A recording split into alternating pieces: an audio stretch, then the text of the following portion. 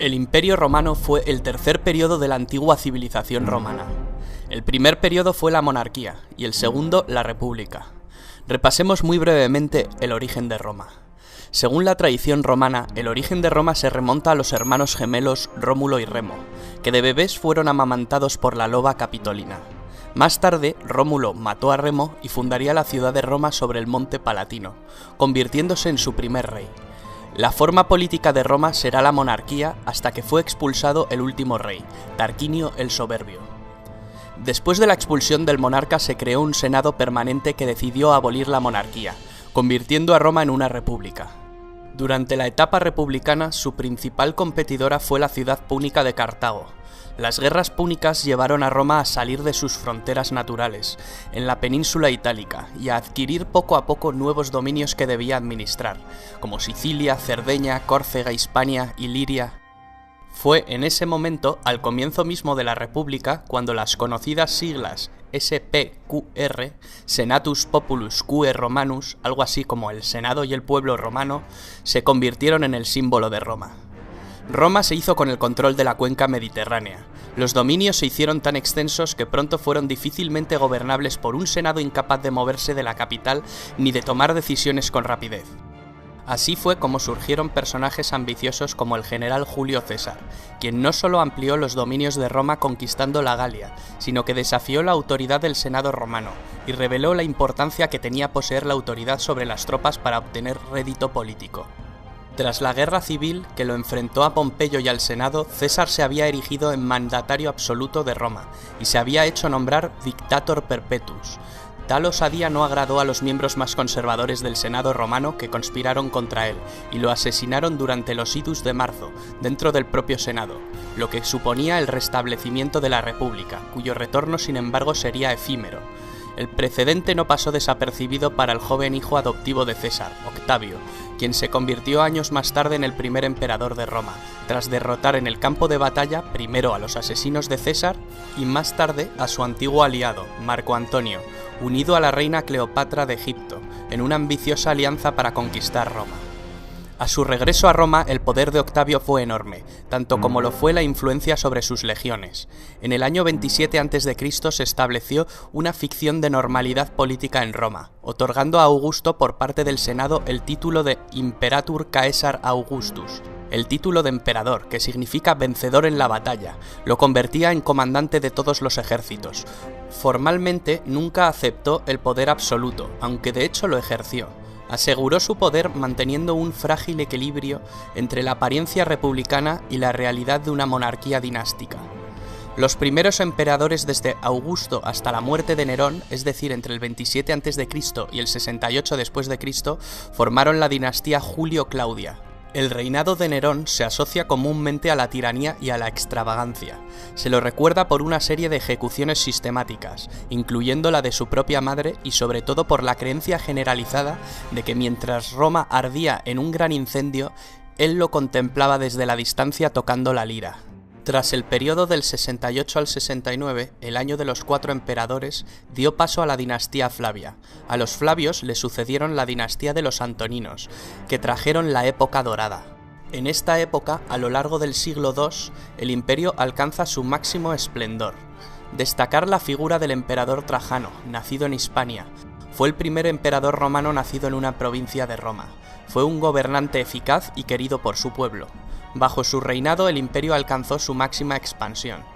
El último de los llamados 5 buenos emperadores de la dinastía antonina fue Marco Aurelio, al que le sucedió su hijo natural Cómodo, con el que reaparecerían muchos de los problemas previamente presentes en cuanto a sucesiones e inestabilidad. Tras el asesinato de Cómodo por su guardia pretoriana, el imperio se sumió en una época de confrontación civil, tras la que asumió el trono Septimio Severo, quien instauró la dinastía Severa, que termina con Alejandro Severo. Después, entramos en lo que se conoce con la crisis del siglo III, un periodo de 50 años de duración. Es un periodo de profunda crisis, durante el cual se producen fuertes presiones de los pueblos exteriores y una fuerte crisis política, económica y social en el interior del imperio. Tras una fase de anarquía militar en el que la seguridad y la unidad del imperio se habían visto gravemente comprometidas, Diferentes emperadores de origen ilírico y danubiano lograron reunificar el imperio y sentar las bases para restablecer la situación.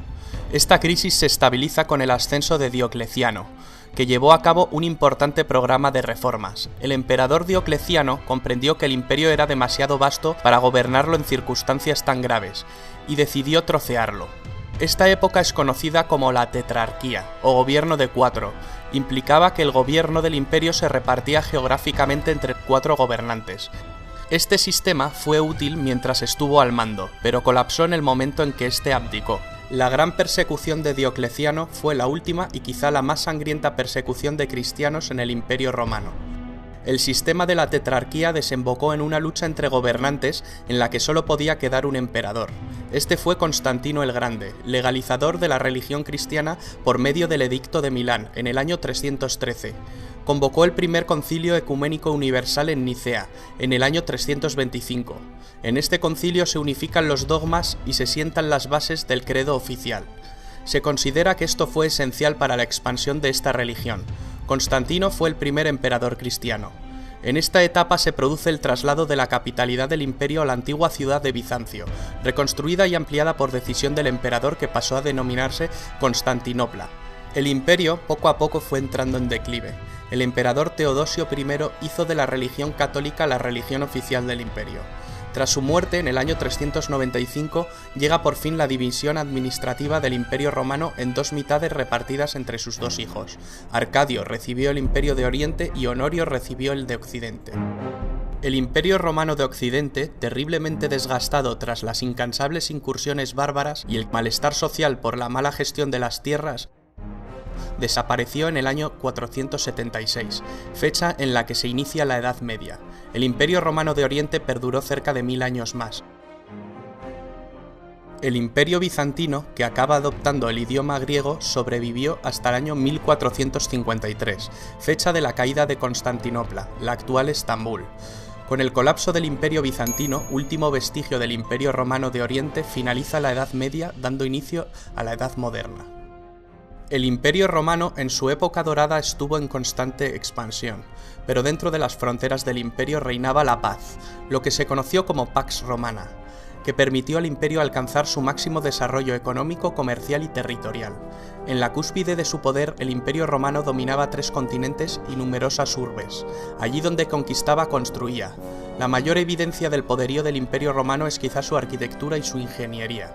Anfiteatros donde se presenciaban espectáculos de luchas de gladiadores, circos donde se realizaban carreras de cuadrigas, teatros que vieron representaciones de tragedias y comedias, termas, acueductos, calzadas, templos para los dioses, basílicas para administrar justicia.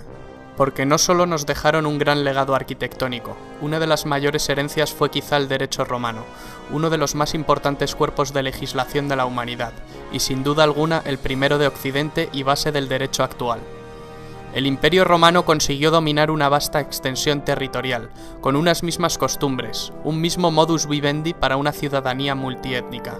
Este dominio territorial no fue posible sin el ejército más poderoso del mundo, y sus unidades de infantería, las legiones.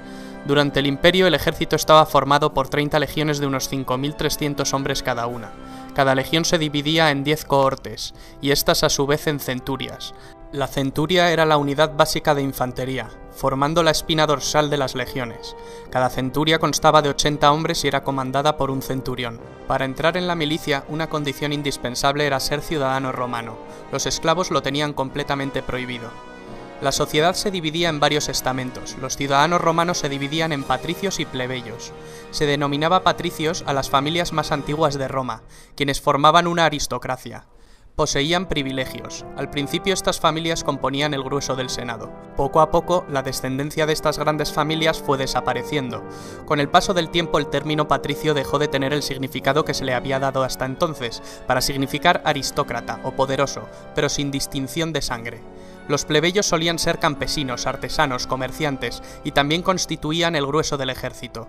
Luego estaban los esclavos. Los esclavos no tenían derechos de ningún tipo. Normalmente eran prisioneros de guerra.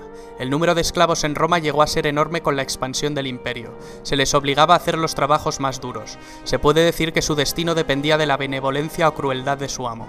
Muchos de estos esclavos eran utilizados para satisfacer las ansias de diversión del emperador y del pueblo. Los esclavos podían ganar su libertad de diversos modos. A los esclavos liberados se les llamaba libertos. Para bien o para mal, Roma está enraizada en nuestras tradiciones políticas, culturales y literarias, en nuestra forma de pensar. Es imposible entender la idiosincrasia de Occidente sin la civilización romana.